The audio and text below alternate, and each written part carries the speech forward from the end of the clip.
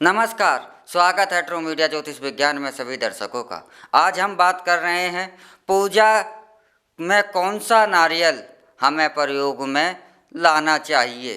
पूजा अगर हमारे सनातन धर्म के अंदर एक ऐसा विषय है कि कोई भी शुभ कार्य हो, कोई भी पूजा हो, किसी भी देवता के मंदिर में जाना हो, बिना नारियल के ईश्वर की आराधना करना कल्पना भी संभव नहीं है। इतना महत्व रखता है हमारे सनातन धर्म के अंदर नारियल। नारियल को श्रीफल भी कहा जाता है और नारियल को एक बलि का प्रतीक भी माना जाता है।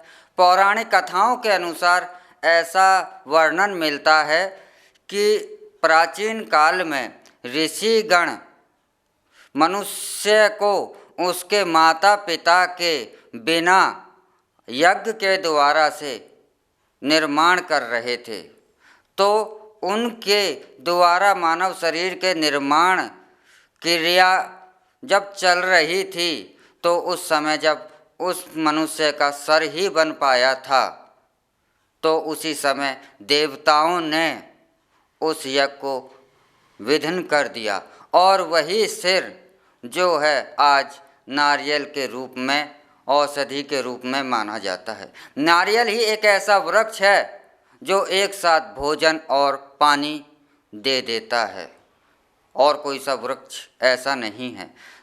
तो हमारी पूजा में नारियल का जो महत्व है बहुत ज़्यादा है। शुभ कार्य हो तो वहाँ पर नारियल फोड़ा जाता है। नारियल फोड़ने का अर्थ होता है कि हमने कुछ चीज़ की, किसी की कुर्बानी दी है। यह कुर्बानी सात्विक मानी जाती है। तो नारियल को श्रीफल भी कहा जाता है। श्रीफल इसीलिए कहा जाता है क्योंकि नारियल में ऐसा माना जाता है कि यह माता लक्ष्मी का पुत्र रूप है, अर्थात माता लक्ष्मी इसे फल को पुत्र जैसा स्थान देती हैं। तो इसलिए इसे, क्योंकि किसी भी स्त्री की संतान उसका फल ही कहा जाता है, इसलिए माता लक्ष्मी को श्री कहा जाता है और उनको श्री कहने के कारण ही उनकी संतान को श्रीफल भी कहा जाता है।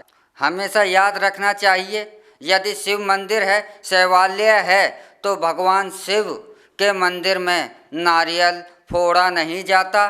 नारियल शिव मंदिर में, विष्णु मंदिर में सदैव ही अर्पित किया जाता है और यह उन मंदिरों के अंदर नारियल फोड़ा नहीं जाता।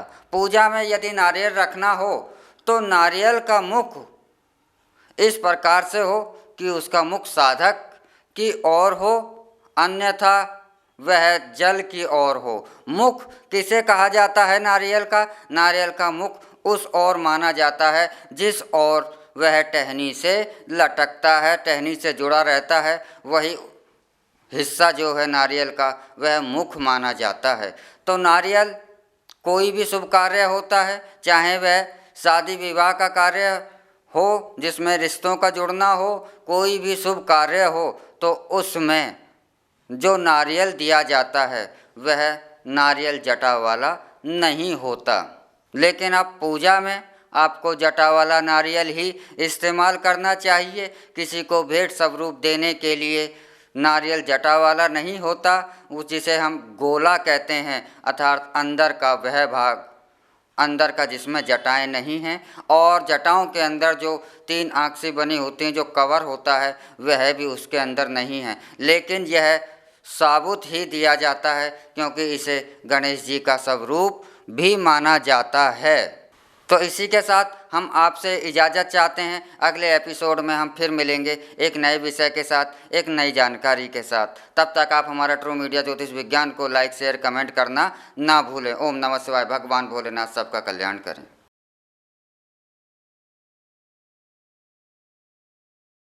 अगर आप ये वीडियो YouTube पर देख रहे हैं तो हमारे चैनल को सब्सक्राइब करें और बेल आइकन को दबाना ना भूलें। अगर आप Facebook पर ये वीडियो देख रहे हैं तो हमारे पेज को लाइक करें।